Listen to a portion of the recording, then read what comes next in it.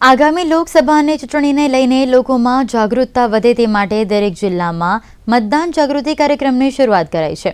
જેના ભાગરૂપે પાલનપુરના ગ્રામીણ વિસ્તારોમાં મતદાર કેવી રીતે ઈવીએમથી મતદાન કરી શકે અને કેવી રીતે તેની સ્લીપ બહાર આવે તે અંગેની સમજણ આપવામાં આવી હતી.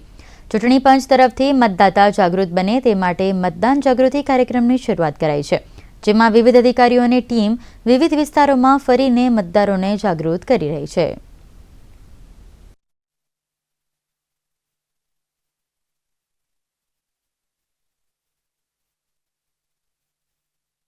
વધુમાં વધુ લોકો મતદાન કરે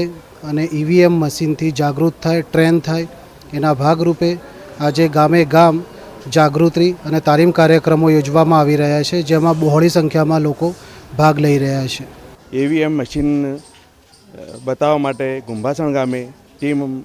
સરકારી દ્વારા મોકલેલી, એમાં ગામ લોકોએ લાભ લીધો અને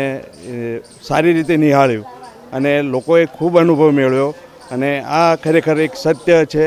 અને બધાએ સારી રીતે યોજનાનો લાભ મેળવે એ માટે